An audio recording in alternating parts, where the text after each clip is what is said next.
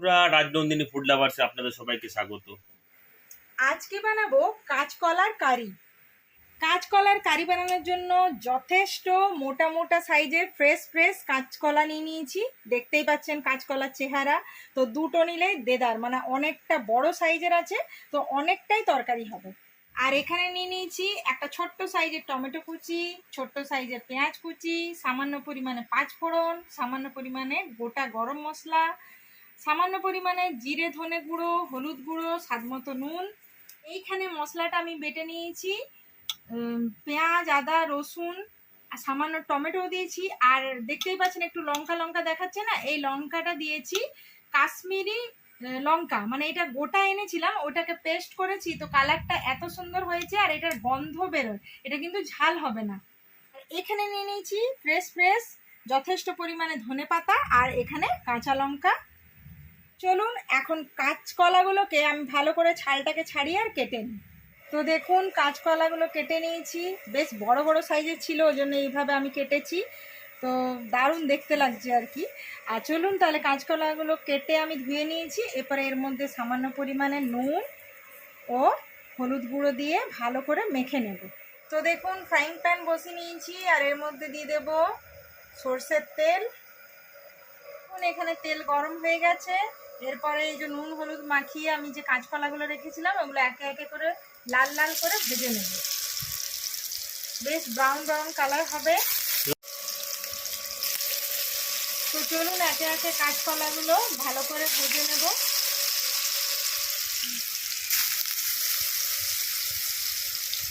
সমস্ত কাঁচকলাগুলোকে উল্টে পাল্টে ভালো করে সময় নিয়ে একটু লাল লাল করে ভেজে নেব। তো দেখুন কাঁচকলাগুলো বেশ লাল লাল করে ভাজা হয়ে গেছে। এরপরে আমি একে একে তুলে নেব। দেখতেই পাচ্ছেন কি সুন্দর হয়েছে ভাজাটা। এইভাবে প্রত্যেকটা কাঁচকলাকে আমি তুলে নেব। দেখতেই পাচ্ছেন সমস্ত কলাগুলোকে ভালো করে একদম লাল লাল করে ভেজে নেওয়া হয়েছে। এরপরে এখানে দেখতে পাচ্ছেন যে ফ্রাইং প্যানে যে তেলটা রয়ে গেছিলো ওই তেলের মধ্যেই আমি দিয়ে দেব পাঁচফোড়ন, গোটা গরম মশলা, বেশ সুন্দর একটা গন্ধ বেরোচ্ছে। এরপরে এরই মধ্যে দিয়ে দেব আমি কুচনো পেঁয়াজ। এই পেঁয়াজ কুচিটাকেও দিয়ে একটু লাল লাল করে ভেজে নেব।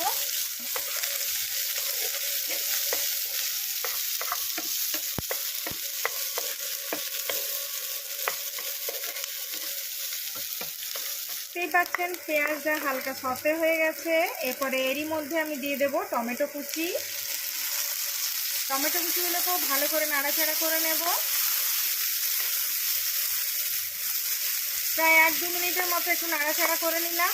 এরপরে চলুন এই বেটে রাখা মশলা, দেখতেই পাচ্ছেন আজকে মশলাটাই লোভনীয় লাগছে।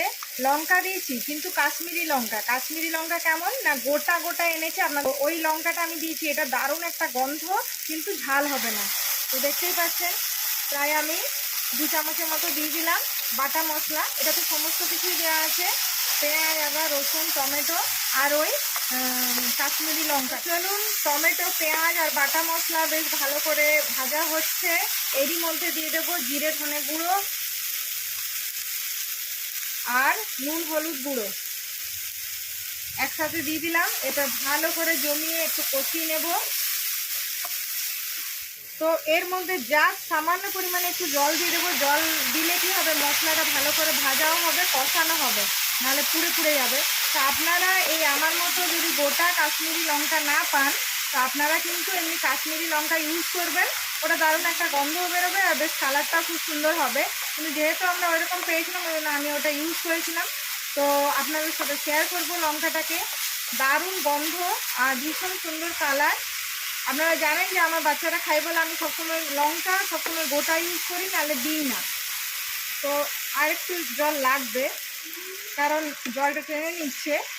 আর একটু জল দিয়ে কষানো হলে কি হবে, টমেটো আর পেঁয়াজটা আর এই মশলাটা ভালো করে বেশ একদম মাখা মাখা ব্যাপারটা হবে। তো দেখুন মশলা কষানো হয়ে গেছে, কালারটা অনেক চেঞ্জ হয়ে গেছে, দারুণ একটা গন্ধ বেরিয়েছে আর তেলটাও বেশ ছেড়ে ছেড়ে বেরিয়ে এসছে।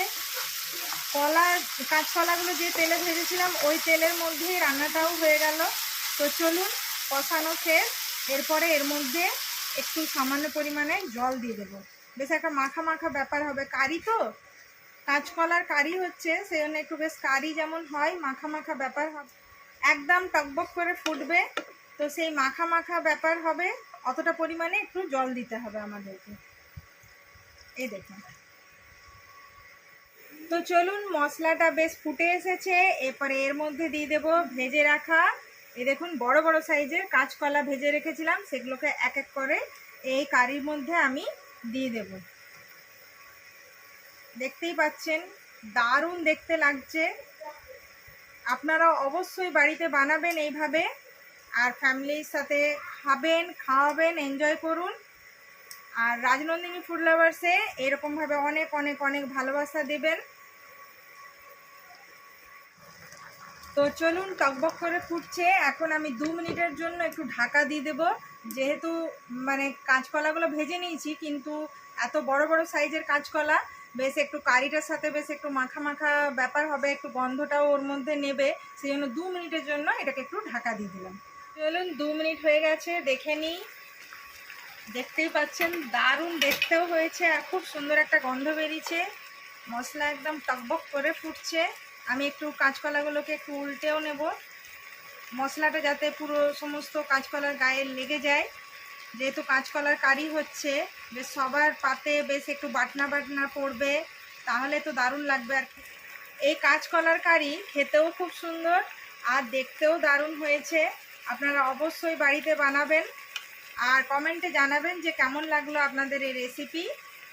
তো দেখুন, কারি রেডি। এরপরে ফ্রেশ ফ্রেশ ধনেপাতা কুচি করে দেব। আপনারা জানেন আমি ফাঁকিবাজি রান্না করি, সেই জন্য কাঁচিতে কেটে নিচ্ছি। উপর থেকে বেশ কাঁচিতে কুচকুচ করে কেটে ছড়িয়ে দিচ্ছি। আর এই ধনেপাতাটা গরম যখন এই কারিটার মধ্যে পড়ছে না, একটা দারুণ গন্ধ বেরিয়ে এসছে। আপনারা অবশ্যই অবশ্যই এই রেসিপিটা ট্রাই করবেন। দেখতে পাচ্ছেন খুব সুন্দর দেখতে হয়েছে। আর চলুন, এর মধ্যে দিয়ে দেবো গোটা গোটা কাঁচা লঙ্কা, কারণ যে যেমন ঝাল খাবে, আমরা আমাদের বাড়িতে গোটা কাঁচা লঙ্কা নিয়ে নেবো, আর বাকিটা বাচ্চারাও খেতে পারবে, সেই জন্য আমরা এই পদ্ধতিতে বানিয়েছি। আপনাদের এই রেসিপিটা কেমন লাগলো জানাবেন। তো চলুন, আমি এখন ইন্ডাকশন বন্ধ করে দিলাম। তাহলে দেখতে পাচ্ছেন কাঁচকলার কারি রেডি। আপনাদের এই ভিডিও কেমন লাগলো জানাবেন অবশ্যই, আর রাজনন্দিনী ফুড লাভার্সে অনেক অনেক অনেক ভালোবাসা দেবেন। তাহলে আজকের মতো বাই বাই।